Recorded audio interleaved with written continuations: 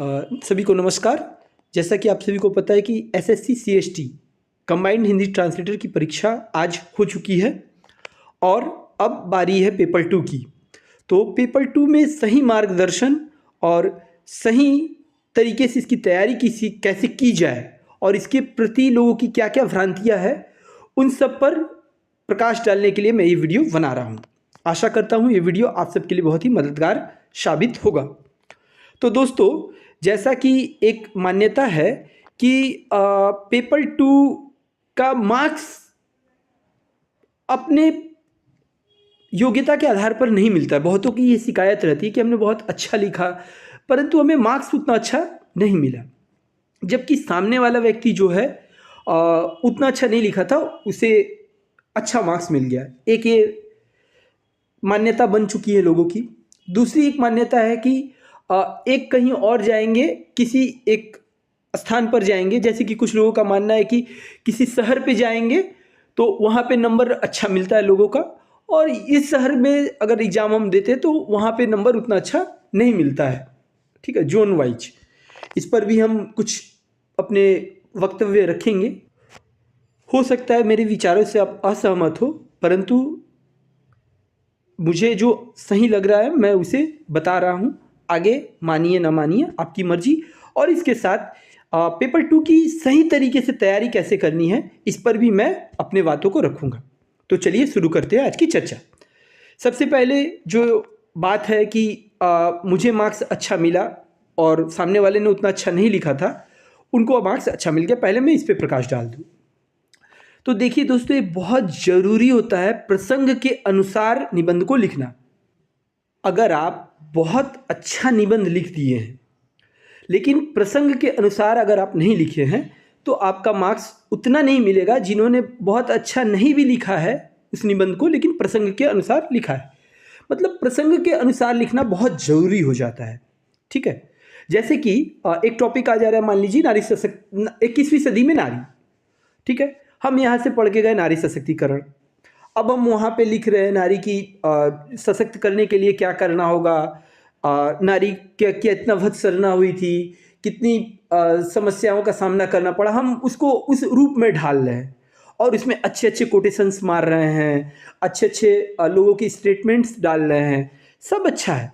परंतु आपसे पूछा गया था 21वीं सदी में नारी, तो 21वीं सदी में नारी की स्थिति क्या है? आप जाके नारी सशक्तिकरण पढ़कर आप पीछे के बातों को बता रहे हैं। आप 24वीं 25वीं सदी में जाकर बात कर रहे हैं, आप 19वीं 28वीं आदिकाल में जाकर आप बात कर रहे हैं, वहाँ के बात को डाल रहे हैं, आप बातों को घुमा रहे हैं, तो उतना अच्छा आपका ऐसे नहीं हो पाएगा। इस बात को पहले समझिए।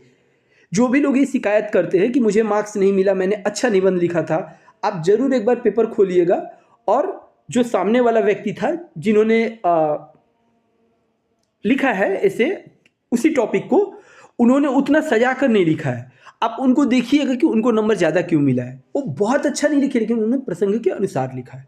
तो एक चीज़ पहले आप समझ लीजिए कि आपको प्रसंग के अनुसार निबंध लिखना है। आपको हर बार अपने ऐसे को लिखते समय दूर दूर नहीं भटकना है। आपको बार बार अपने टॉपिक पर आना होगा। आप जाएंगे, थोड़ा सा फैलेंगे और फिर अपने टॉपिक पर आकर उस पैसेज को, उस पॉइंट को ख़त्म करेंगे। इस एक बात का ध्यान रखिएगा। दूसरी बात जो इम्पोर्टेंट है कि जब भी आप निबंध लिख रहे हैं, आपका इंट्रो जो है वो एकदम यूनिक होना चाहिए और आपका जो लास्ट के जो आप निष्कर्ष निकालेंगे या जो भी उपसंहार देंगे वो एकदम अलग होना चाहिए। वो किसी किताब का नहीं होना चाहिए, वो कहीं का कॉपी किया नहीं होना चाहिए। उसके लिए आप विचार कीजिए। उसके शब्द, उसके भाव एकदम आपके अपने होने चाहिए। क्या है कि जब भी कोई टीचर पेपर जांचता है ना, तो एक ही चीज़, बच्चे तो बहुत से हैं, करीब 2500-3000 बच्चे देते हैं एग्जाम पेपर 2 की, लास्ट बार से 2000 के करीब करीब दिए थे। तो वही चीज़ टीचर बार बार देखता है, घुमा फिरा के 3-4 बच्चों के बाद वही चीज़ आता है, तो उसके मन में बैठ जाता है कि यार ये क्या लिखा है, तो सेम चीज़ ही लिखा है। उसका एक माइंड में कहीं ना कहीं वो बोझिलपना आ जाता है कि अरे ये तो वही चीज़ है, नया कुछ नहीं है। तो कभी भी किसी किताब से, किसी नोट्स से आपका इंट्रो और आपका निष्कर्ष एक नहीं होना चाहिए। इसका आप बहुत ध्यान रखिएगा। मतलब पेपर चेक करने वाले को ये एहसास हो जाए कि इसका ऐसे कुछ अलग होने वाला है, आपके इंट्रो को पढ़कर ही वो समझ जाए। सेम जब वो मार्क्स देगा ना, तो फिर उसको वो 4-5 लाइन या 10 लाइन जो भी हो, वो एकदम अलग लगना चाहिए।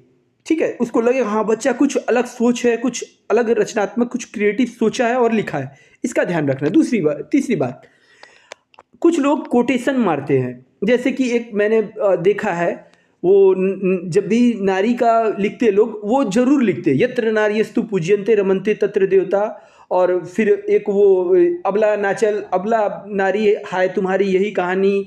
मैंने ये कुछ ऐसे कोटेशंस है ना जो सब लिखते हैं, तो दया करके ऐसे कोटेशंस मत लिखिए जो सब लिखेंगे।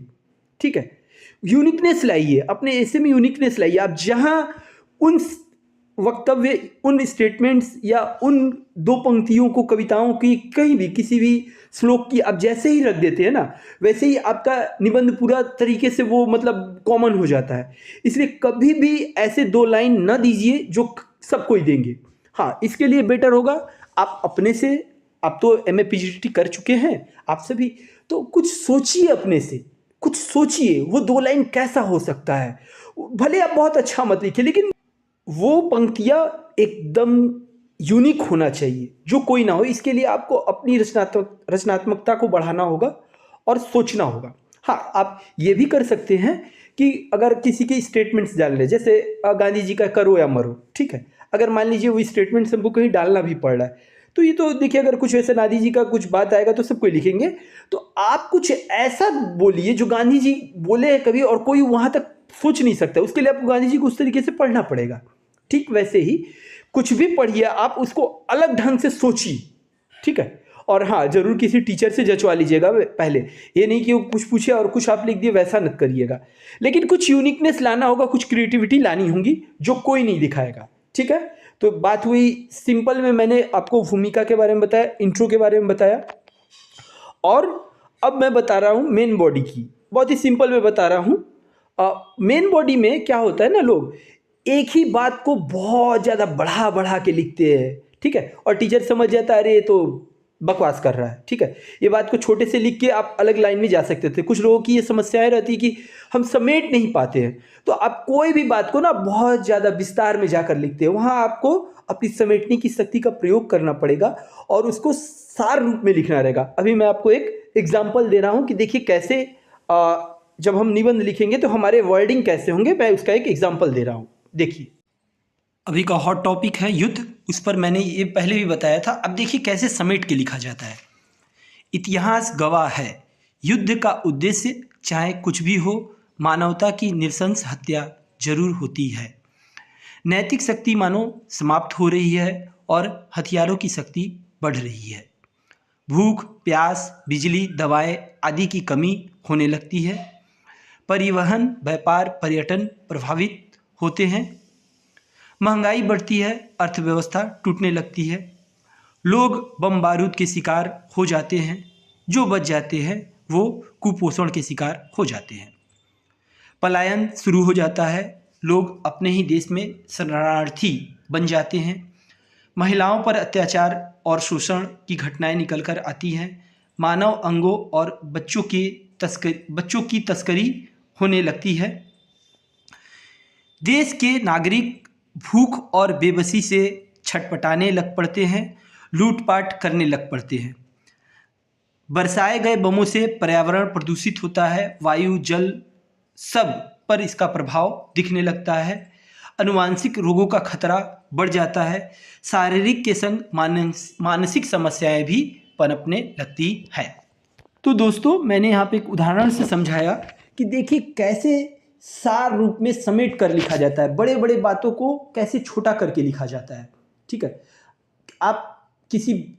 हम सभी हिंदी के छात्र हैं या इंग्लिश के साहित्य के छात्र, प्राय लोग तो हैं ही, तो आपको ये समझ लेना होगा कि कैसे सार रूप में लिखा जाता है।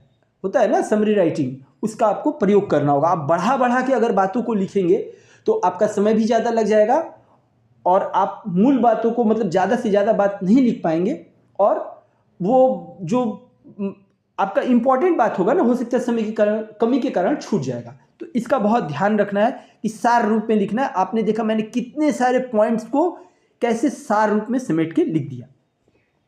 अब हम आपको बताएंगे कुछ अलग शैली कैसे आप अपने ऐसे में प्रभाव पैदा करेंगे। जैसे कल्पना का सहारा लीजिए, क्योंकि जो कल्पना में नहीं है वो हो रहा है। जैविक हथियारों से लेकर परमाणु हथियार का खतरा 21वीं सदी में बढ़ रहा है। पता नहीं कब पूरे भभोर को लग जाए और पृथ्वी आग के गोले में तब्दील हो जाए। अंतर्राष्ट्रीय नियमों के अनुसार किसी भी युद्ध में आम नागरिकों को निशाना नहीं बनाया जा सकता, उन्हें नहीं मारा जा सकता, परंतु इतने बम गिराए जा रहे हैं कि मानो इन नियमों की भी धज्जियां उड़ा दी गई हैं। तो देख रहे हैं दोस्तों कि कैसे आपको किस तरह के शब्दों का, किस तरीके के वाक्यों का चयन करना है जो कोई नहीं करेगा। इस तरीके से आपको सोचना पड़ेगा बैठकर, कॉपी पेस्ट करने से नहीं होगा। फिर जैसे कि अब हम निष्कर्ष निकालेंगे तो कुछ ऐसे ऐसे वाक्य, जैसे कहीं पढ़ा था कि तीसरा विश्व युद्ध कैसे होगा यह तो पता नहीं, लेकिन चौथा विश्व युद्ध मानव लाठी और डंडे से लड़ेगा, इतना तो तय है। तो इस तरीके के कुछ वाक्य आप निकालिए, ठीक है। फिर कहीं हमारे प्रधानमंत्री ने कहा था यह युग युद्ध का नहीं है, ये सब कोई लिखेगा। थोड़ा सा बदलिए। दुनिया को यह तय करना होगा कि वो युद्ध के रास्ते पर चलेगी या बुद्ध के रास्ते पर। बुद्ध अर्थात जो शांति के प्रतीक है, ठीक है। तो इस तरीके से आपको प्रभाव लाना पड़ेगा। हाँ, कैसे आप अपने निबंध को और उससे अलग करते हैं, ठीक है। तो यहीं पे एक और बात जो बहुत इम्पॉर्टेंट है, अगर आप पूरे निबंध को देखें जो भी एसएससी में पूछे जाते हैं तो उसके ज़्यादा नहीं 5-6 ही कैटेगरी है। एक है पर्यावरण से संबंधित, एक होता है जैसे कि आधुनिक टूल्स आते हैं ना, जैसे कि AI हुआ, फिर 5G हुआ, टेक्नोलॉजी से संबंधित, हाँ, डिजिटल इंडिया, इस तरीके के कैटेगरी होते हैं। एक देखा जाए तो नैतिक मूल्यों का कैटेगरी होता है, जैसे अभी एक बार आया था वर्तमान युग में, आधुनिक युग में या वर्तमान युग में गांधीवाद की प्रासंगिकता, इस तरीके का, मैंने एक नैतिकता से रिलेटेड एक टॉपिक रहता है। और अगर आप देखें तो कुछ ऐसे टॉपिक्स दिए रहते हैं कि जिसमें द्वंद्व रहता है, जैसे कि छात्रों को राजनीति करनी चाहिए या नहीं, हाँ, अभिव्यक्ति की आज़ादी। तो इस तरीके के कुछ वर्तमान टॉपिक रहते हैं, कुछ एवरग्रीन टॉपिक रहते हैं, जैसे कि, तो देखा जाए पूरे ऐसे में, पूरे निबंध में आपको 5-6 क्षेत्र के ही पढ़ने हैं। अब कैसे पढ़ना है, मान लीजिए पर्यावरण से संबंधित हर साल ही एक मिलता है, आप क्या कीजिए ना, पर्यावरण से संबंधित जितने टॉपिक से पढ़ लीजिए, ओजोन लेयर, ग्लोबल वार्मिंग, वायु प्रदूषण, जल प्रदूषण, धरती प्रदूषण, और सब को आप एक दूसरे से रिलेट कर पाएंगे। देखा जाए तो 20-25 ही निबंध होगा, और मैं वैसे करके गया था एक बार, हाँ, और मैंने बहुत अच्छे से लिखा भी था इस पेपर को। तो आप इस तरीके से भी सोच सकते हैं, हाँ, जितना टेक्नोलॉजी वाला है उन सारों को एक जगह कर ले, और जितना पर्यावरण से संबंधित जितने टॉपिक्स है उनको एक जगह कर ले, जितने हमारे नैतिक मूल्यों से टॉपिक है उनको एक जगह बना ले। इसमें से आप चूज़ कर लीजिए कौन कौन से फील्ड में करना, कुछ इंपॉर्टेंट टॉपिक को अलग से तैयार कर लीजिए। इससे होगा क्या ना, मान लीजिए आप पर्यावरण पे लिख रहे हैं तो आप इंट्रो आपका जो बनाया रहेगा ना, मेन आप जो खुद से बनाए रहेंगे या निष्कर्ष आपको वही रहेगा। जैसे कि मान लीजिए खतरे की घंटी बज चुकी है, हाँ, और ये यूनाइटेड नेशंस ने या जो भी WHO ने हाथ खड़े कर दिए हैं, कुछ भी हो सकता है, ठीक है। तो जैसे ही इस तरीके, अभी वायु प्रदूषण हुआ, ग्लोबल वार्मिंग हुआ, या कोई भी कुछ भी समस्या हुई पर्यावरण पे, आप इसको डाल सकते हैं। तो इस तरीके से आप इसको लिख सकते हैं। जैसे कि आप थोड़ा सा, अगर मान लीजिए आप पढ़ रहे हैं पेरिस जलवायु समझौता पर, तो वो तो आप हर जगह यूज कर सकते हैं, पर्यावरण से कोई भी टॉपिक आ जाए। तो इस तरीके से आपको खुद आइडिया हो जाएगा। जब आप 15-20 टॉपिक किसी एक 15-20 अलग अलग निबंध किसी एक टॉपिक पर पढ़ लेंगे ना, तो आपको खुद आइडिया हो जाएगा कि आपको कैसे सोचना है, कैसे लिखना है, आप उसके लिए एकदम तैयार हो जाएंगे। तो दोस्तों बातें तो बहुत हैं, परंतु वीडियो बहुत लंबा हो चुका है, इसलिए अपने वक्तव्य को यहीं पे मुझे विराम देना होगा। बस मैं यही कहूँगा कि पेपर 2 की तैयारियों में आज से ही लग जाइए, समय बहुत ही कम है, बहुत अच्छे से तैयारी कीजिए। हमारी शुभकामनाएं आपके साथ है। आपको अगर कोई भी समस्या हो रही है, कोई भी मार्गदर्शन चाहिए भाषा शिक्षण में, हमारे अनुभवी शिक्षक श्री विनय sir, Shri Rajesh sir, Shri Deepak sir, उनसे संपर्क कीजिए, नंबर दिया हुआ है। और अपने तैयारी को और बेहतर बनाइए। इन्हीं शुभकामनाओं के साथ आप सभी से मैं इस वीडियो में विदा लेना चाहता हूँ। दीजिए इजाज़त। नमस्कार, धन्यवाद।